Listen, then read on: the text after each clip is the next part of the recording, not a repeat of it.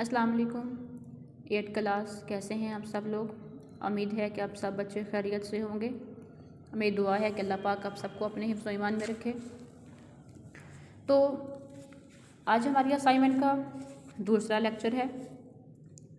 उम्मीद है कि सब बच्चों ने अपने कल का लेक्चर ध्यान से सुना होगा और जो काम करने के लिए दिया था सब बच्चों ने उसे याद भी किया होगा।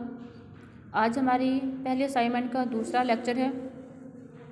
कल हमने पढ़ा था गर्ल्स गाइड तंजीम के बारे में, जिसमें हमने इस चैप्टर में पढ़ा था कि दुनिया का निज़ाम एक दूसरे की भलाई और मखलूक खुदा की खिदमत पर ही कायम है।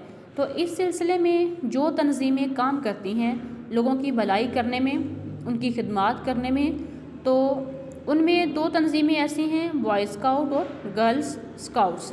मतलब बॉय स्काउट्स वो तंजीम है जिसमें बॉयज़ यानी कि लड़के होते हैं और एक तंजीम है गर्ल स्काउट ये जिसमें लड़कियां होती हैं। तो कल हमने पढ़ा था कि बॉय स्काउट और गर्ल्स गाइड दोनों बैनुल-अक़वामी तंजीमें हैं जिनका आगाज़ बरतानिया से हुआ कि बरतानिया ने सबसे पहले इन दोनों तंजीमों को बनाया, बॉय स्काउट्स को भी और गर्ल स्काउट्स को भी। तो उन्होंने इस काम को शुरू किया कि लड़कों का एक अलग ग्रुप बनाया जाए, लड़कियों का अलग ग्रुप बनाया जाए और इन दोनों को एक एक नाम दे दिया। लड़कों के ग्रुप को बॉय स्काउट्स का नाम दे दिया और लड़कियों के ग्रुप्स को गर्ल स्काउट्स का नाम दे दिया। और इन दोनों तंजीमों का मकसद लोगों की फलाह बहबूद करना, उनकी खिदमत करना, मुश्किल वक्त में उनके काम आना। तो इस हवाले से हमने इसके क्वेश्चन आंसर भी कल किए थे।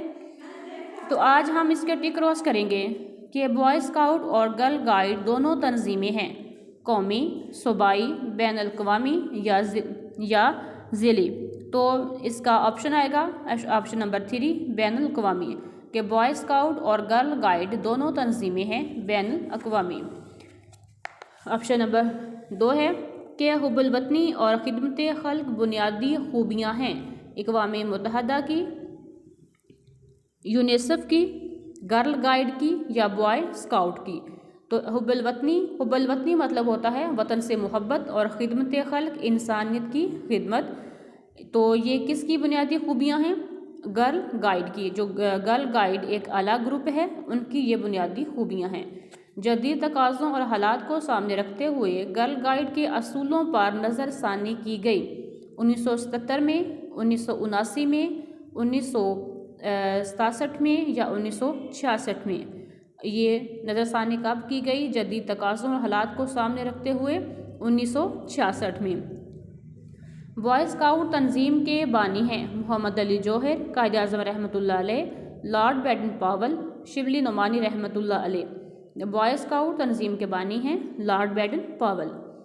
गर्ल्स गाइड तंजीम बैनुल-अक़वामी सतह की मजहबी तंजीम है, लसानी तंजीम है, गैर सियासी तंजीम है या सियासी तंजीम है। तो गर्ल्स गाइड तंजीम बैनुल-अक़वामी सतह की गैर सियासी तंजीम है।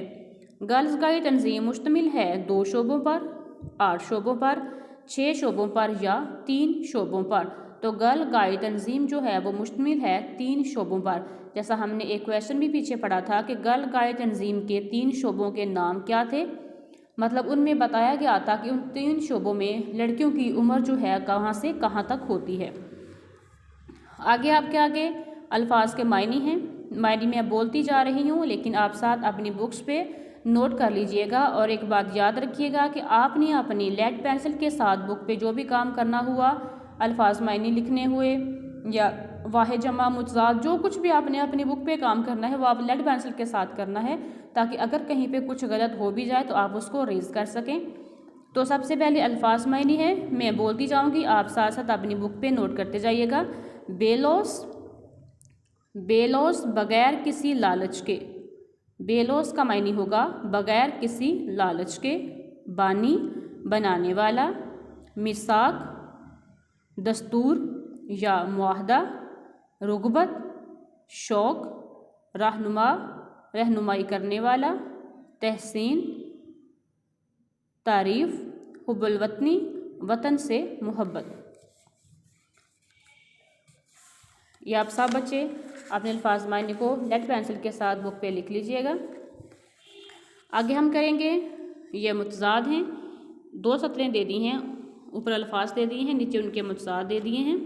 तो मुफीद आ जाएगा, मुज़र, ज़रूरी, गैर ज़रूरी, आगा, बेखबर, खूबियाँ, खामियाँ, जज़ा, सज़ा, हौसला अफजाई, हौसला शक्नी, इख्तसार, तफसीर। इख्तसार होता है मुख्तसर, तफसीर मतलब डिटेल में जाके।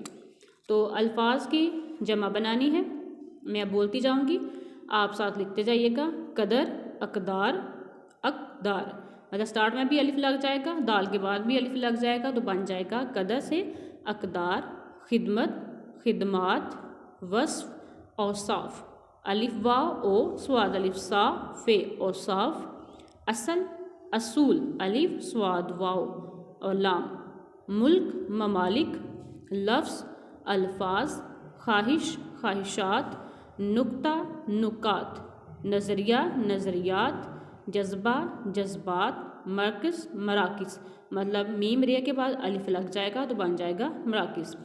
तो बुक पे करने वाला यही आपका काम है।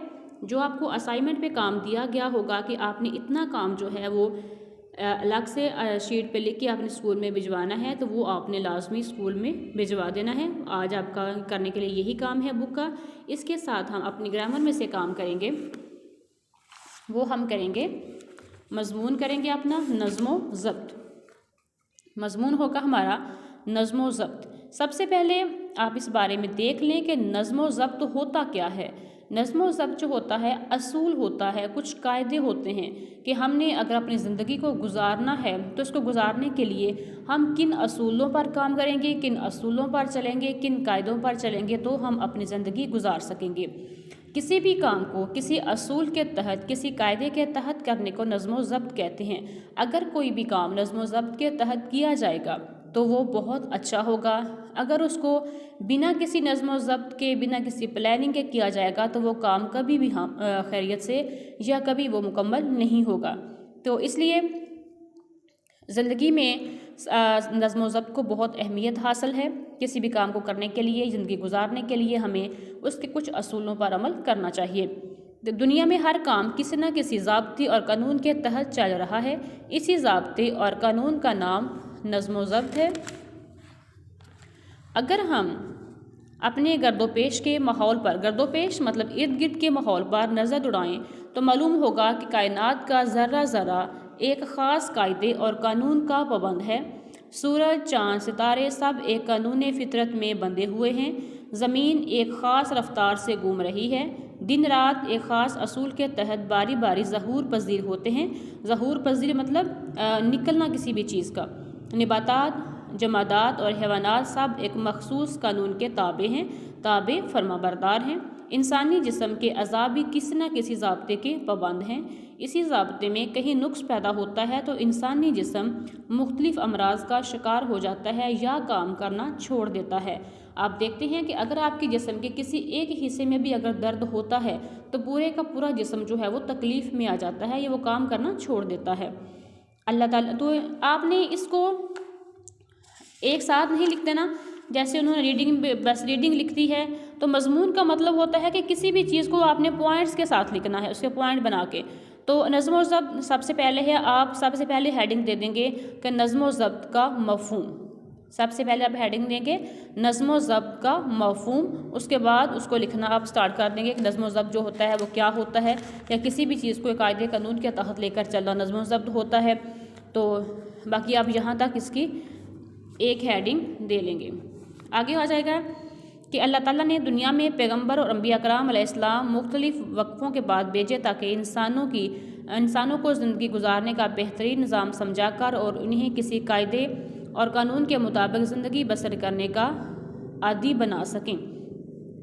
तो इस पैराग्राफ की आप हेडिंग दे सकते हैं कि अंबिया कराम का दुनिया में आने का मकसद, अंबिया कराम के दुनिया में आने का मकसद। उसके बाद आप यहाँ से इतनी हेडिंग लिखेंगे कि अल्लाह ताला ने अपने पैगंबरों और अंबिया कराम को वक्फ़ों के साथ किस लिए दुनिया में भेजा। आगे नज़्मो ज़ब्त बेहतरीन ज़िंदगी गुजारने की बुनियादी शर्त है, इसलिए इस्लाम ने नज़्मो ज़ब्त की पाबंदी पर बड़ा ज़ोर दिया है। इस्लाम के तमाम अहकाम नज़्म व ज़ब्त की रूह कार फरमा है। नज़्म व ज़ब्त नमाज नज़्म व ज़ब्त की दिलकश तस्वीर है। नमाज इंसान को न सिर्फ अपनी असलाह का सबक सिखाती है बल्कि बाजमात अदा करने से इज्तिमा का जज्बा पैदा होता है। इससे इंसानों में बाहमी हमदर्दी और मोहब्बत बढ़ती है। एक ही साफ में खड़े होकर एक तरफ रुख करके अमाम की इक्तदा में मतलब जिस तरह अमाम खड़े हैं उसी तरह सेम वैसी हालत में खड़े होना। क़याम और रुकू वजूद नज़्म व ज़ब्त सिखाते हैं। यहाँ से अमाम की इक्तदा में क़याम और रुकू जो वजूद नज़्म व ज़ब्त सिखाते हैं। जो कोई मुसलमान अमाम के अहकाम की खिलाफ वर्जी नहीं करता, ये चीज़ दिलों में ज़ाब्ता पसंदी का एहसास पैदा करती है। इससे अमन पसंदी का अमल पैदा होता है। यहाँ तक आप करेंगे तो इसकी भी एक हेडिंग बना लेंगे। जिस तरह पहले आपने 2 हेडिंग बनाई होगी, सेम इसी तरह इसी पैराग्राफ की भी आप एक हेडिंग बना लेंगे कि नमाज नज़्म व ज़ब्त की तस्वीर। आप इस हेडिंग बता लेंगे कि नमाज नज़्म व ज़ब्त की तस्वीर, कि जैसे एक तस्वीर होती है उसको देखकर हमने जो काम करना होता है, सेम ऐसे ही है कि हमारे सामने नमाज एक तस्वीर की शक्ल में है कि हम जैसे जैसे नमाज़ पढ़ते हैं उसको किस तरह किन असूलों के तहत पढ़ते हैं या एक इमाम के ताबिया होकर पढ़ते हैं। इसी तरह हमें अपनी बाकी ज़िंदगी जो है वो भी किसी अल्लाह ताला के बताए हुए असूलों के मुताबिक नज़्म व ज़ब्त के मुताबिक ज़िंदगी गुजारनी चाहिए। तो आज का जो आपका मज़मून होगा वो भी यहाँ तक ही होगा। इसके 3 पैराग्राफ बन जाएंगे। तो अगर आपने इसकी असाइनमेंट बना के स्कूल में अगर भेजनी हुई तो इसके भी आप इसको सेम ऐसे ही रीडिंग बना लिख दीजिएगा, बल्कि इसके पॉइंट्स बना के उसकी हेडिंग दे के लिखिएगा। तो इस तरह अच्छा भी रहेगा और आपको याद भी रहेगा कि अगर हमने ये पॉइंट लिखा है तो उसके आंसर में हम क्या लिखेंगे या उसकी डिटेल में हम क्या लिखेंगे। तो जो काम आज आपको दे दिया गया है सब बच्चों ने ध्यान से इसको याद करना है। अपना ख्याल रखना। अल्लाह हाफिज़।